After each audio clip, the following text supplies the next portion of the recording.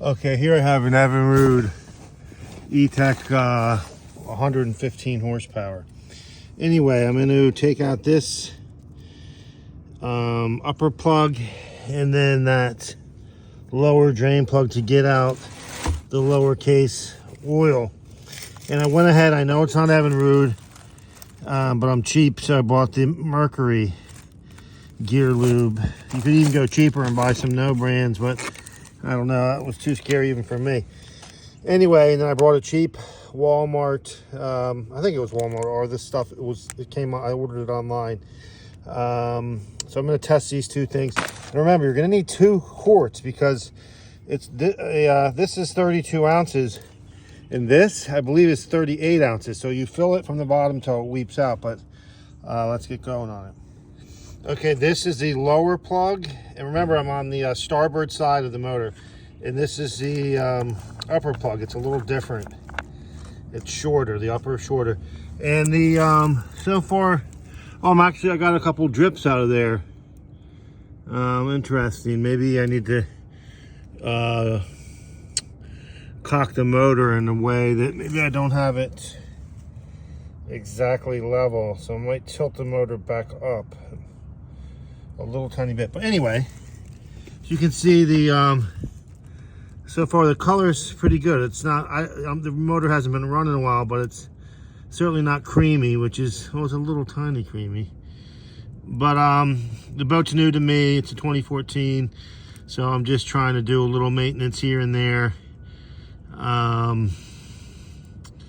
Just to do, I don't know when it was ever done, so now I can keep a record when the lower unit oil was changed.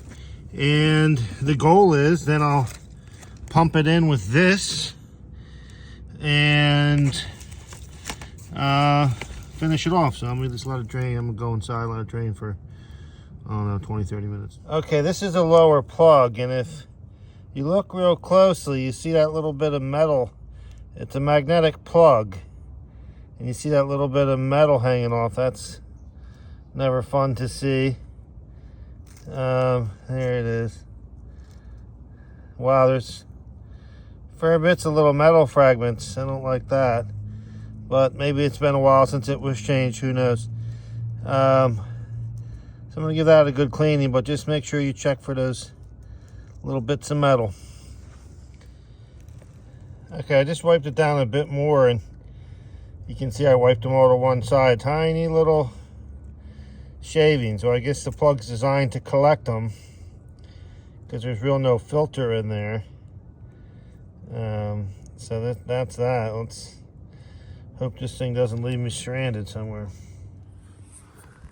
Okay, it's been about 20 minutes and I still have a little trickle, so I'm gonna leave that go a little ways yet.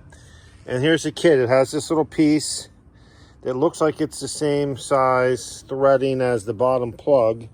So I'm gonna gently put that in there. It's pretty lightweight aluminum, a nice little rubber gasket. And then this yellow piece is gonna thread into the back there. And then I'm gonna pump it.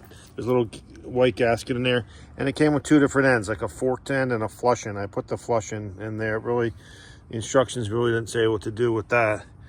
And I'll pump it up. Okay, here's the 3 thread patterns. The one to the left there is the one that came with the kit. The one in the middle there, that's the actual plug from the engine, and then there's the plastic piece on the tube. It looks like the threading on the plastic is going to be closer than the threading on the sort of piece they give you. So I may have to go with the plastic, but just make note of that. I wouldn't try to force this one in and ruin the threading for the actual plug. I would probably get a kit from Evinrude before I did that. Okay, I just hand tightened that in. That's the piece that came with the kit. So it did hand tighten in. I was a little nervous, but it fit. And then just a quick bit on the opposite side, the port side, when the engine is tilted, there's a grease fitting that you want to grease. And what it'll do is you grease it till the grease comes out right there. And that's just a little FYI on a different sort of maintenance thing for greasing that. Okay, I'm going to start pumping and see what happens.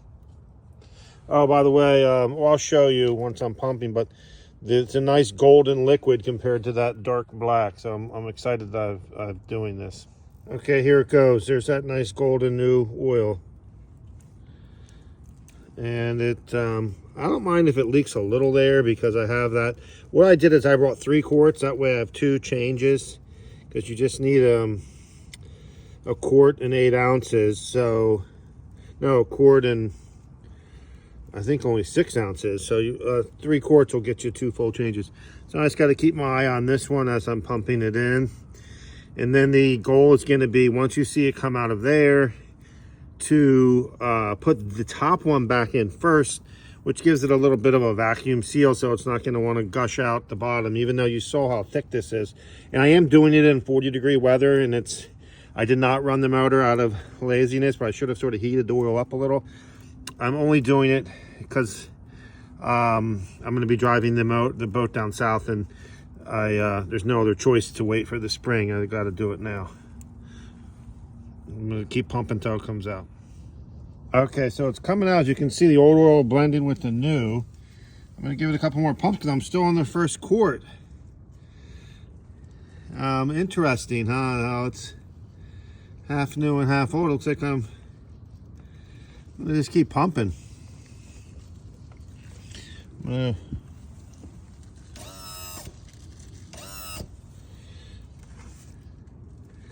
trim doesn't seem to affect it too much. If I move it that way. Okay, just in the video, I got the screw in. It felt like I lost like a half an ounce or a quarter ounce when I was putting that back in. It came gushing out, even though I had the top one in. And again, I only took a quart instead of that 30. I think it calls for 38 ounces, which has me concerned. But hey, I'm going to go get some Windex, clean it off, and then just look for leaks.